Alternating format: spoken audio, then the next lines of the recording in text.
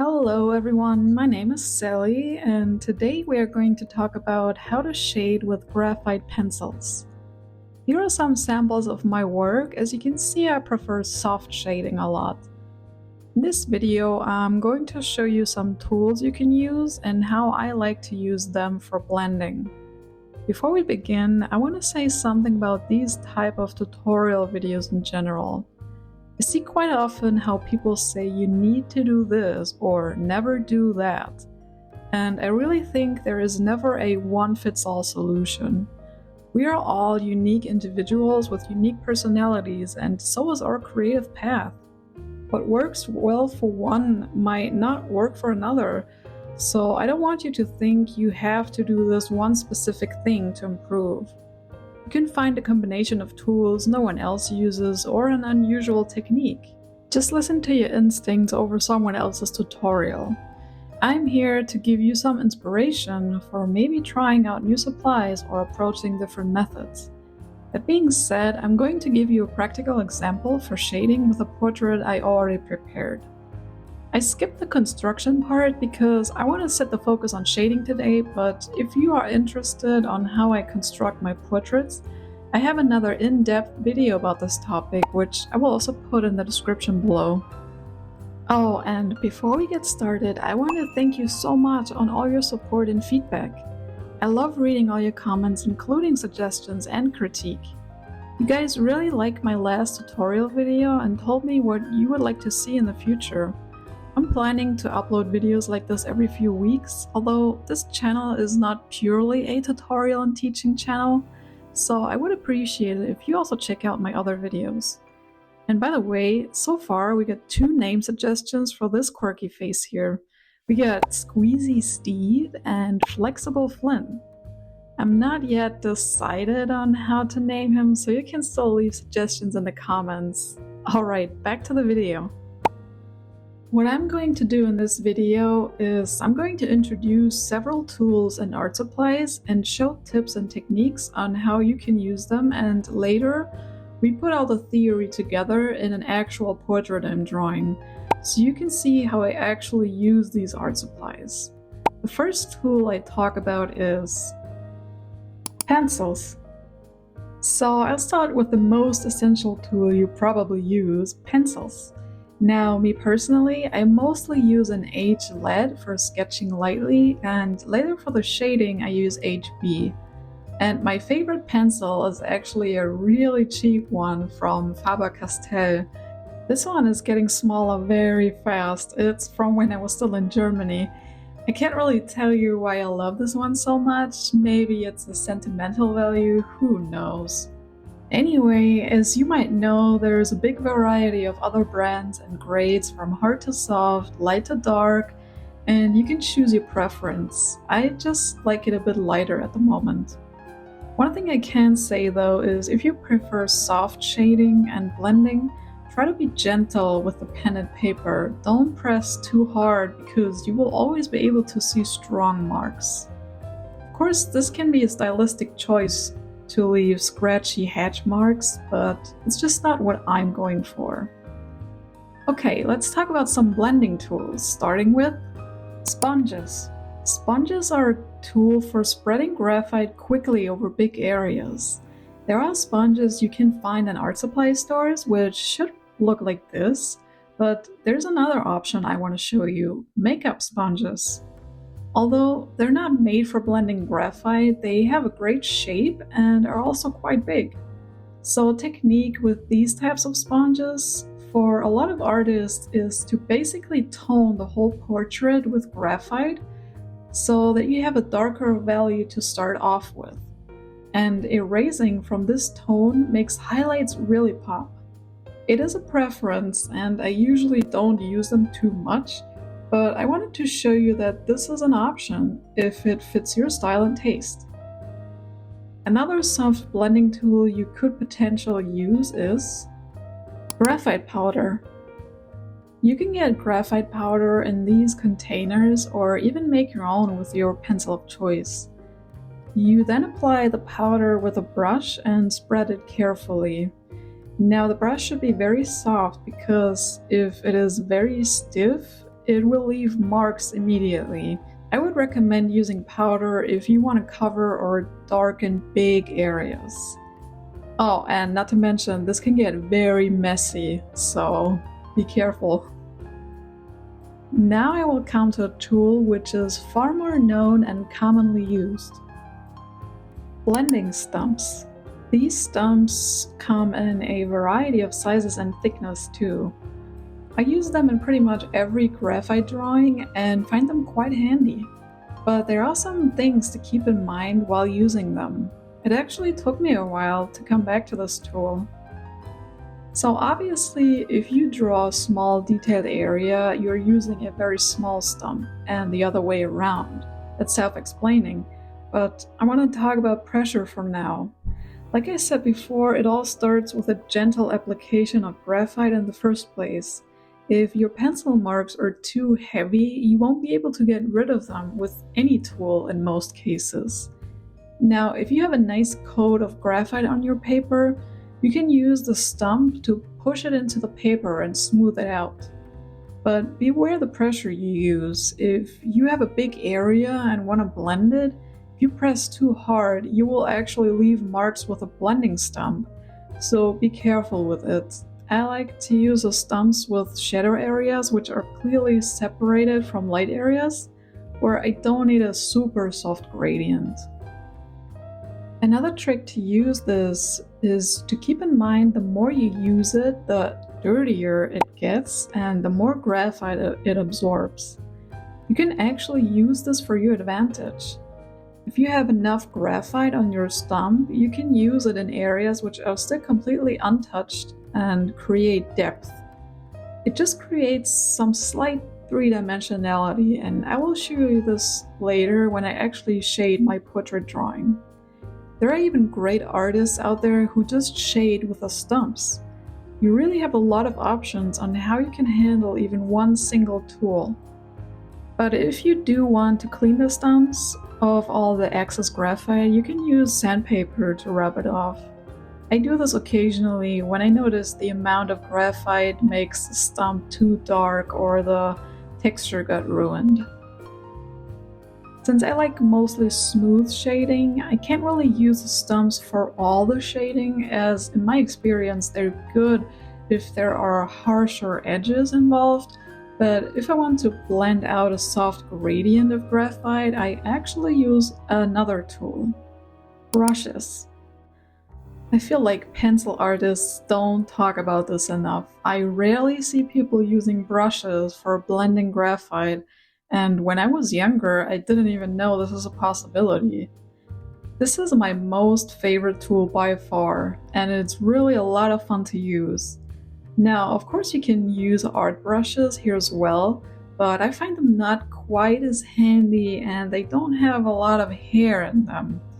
You might like to try them out, but my personal preference is yet another tool I get in the makeup section instead of art supply stores. I love these makeup brushes, especially this eyelid brush. The reason being is it's very short, dense, and stiff. It works exceptional for my portraits in pushing the graphite around and creating nice gradients. One of the best areas to use this for is the cheekbones, where shading can be very soft and subtle.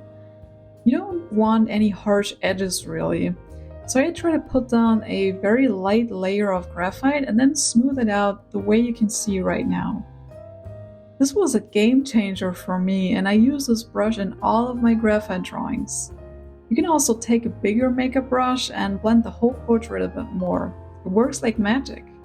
Plus, as you can see, just like with the blending stumps, because I use the brush so much, there is already pigment in there I can use. So sometimes I don't even have to use my pencil beforehand. All depends on what you want to achieve.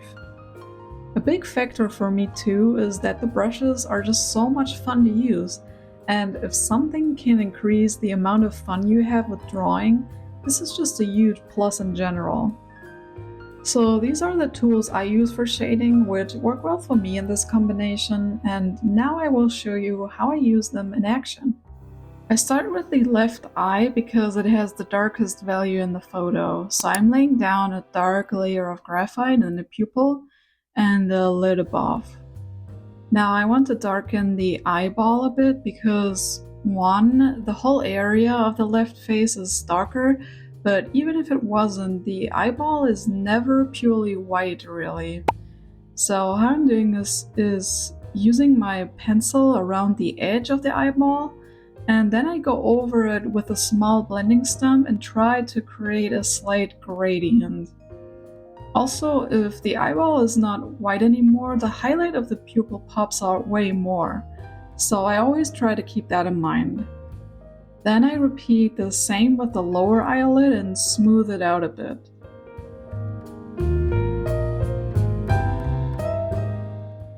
Now I want to bring in some three-dimensionality on her forehead, and there are not really a lot of shadow edges there, but what I like to do is use a pencil on the edge of her forehead and then I blend it into the middle with my brush.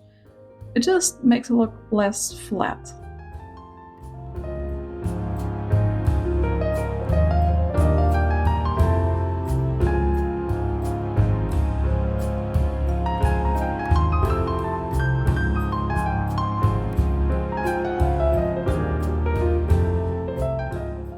When I shade, I try to observe the shapes of shadow and facial structures.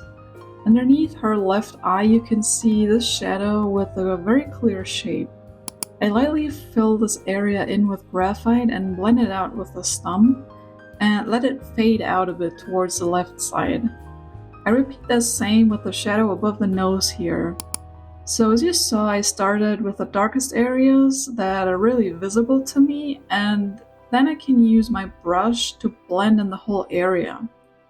This left side of her face is in the shadow, so I try to bring the tone down overall. I add some contour outlines, but that's just my preference.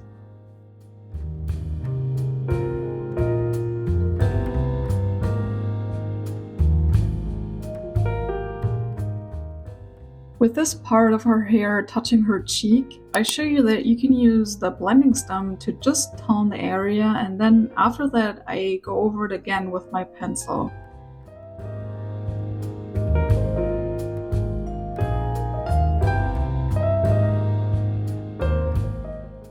Continuing with the hair, I wanted to give it a light gradient, and for that I used my makeup brush and just went in. I did the same for her scalp.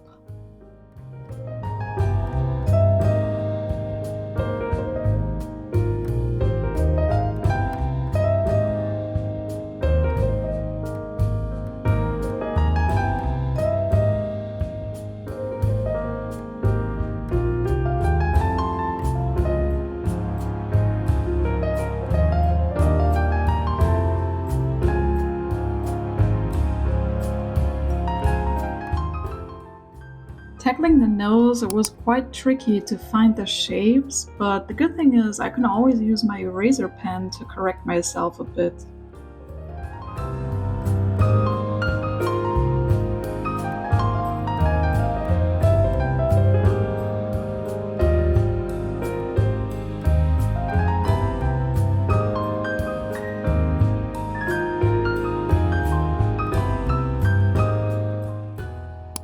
I repeat the same technique I used with the left eye for the right one.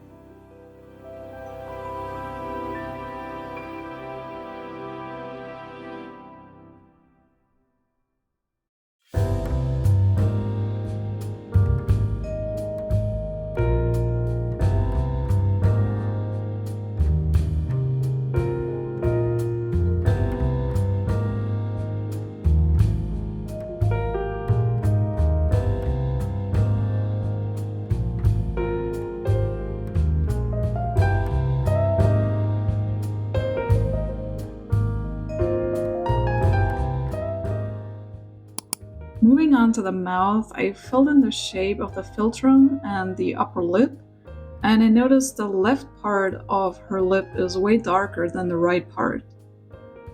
I blend the initial layer out with my stump and do the same for the lower lip.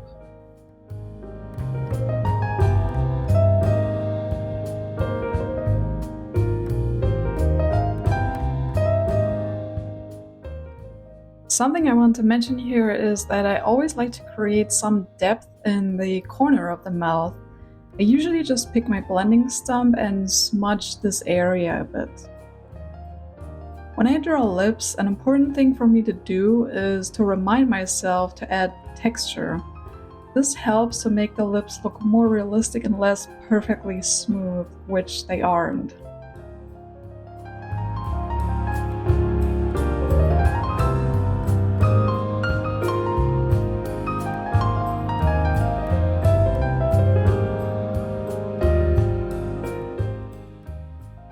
Another way to use the stump is to emphasize edges a bit, as you can see here and here.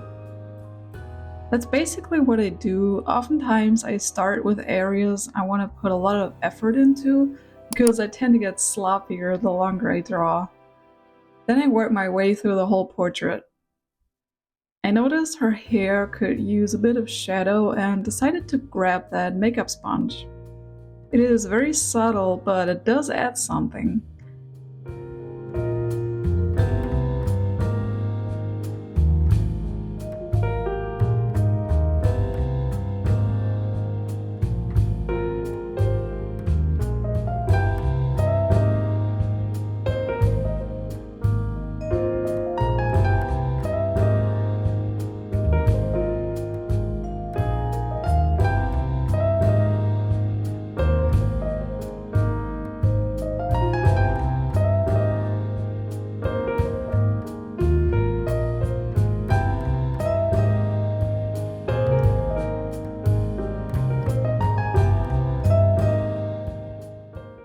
To bring it out even more, I use my eraser to highlight single hair strands.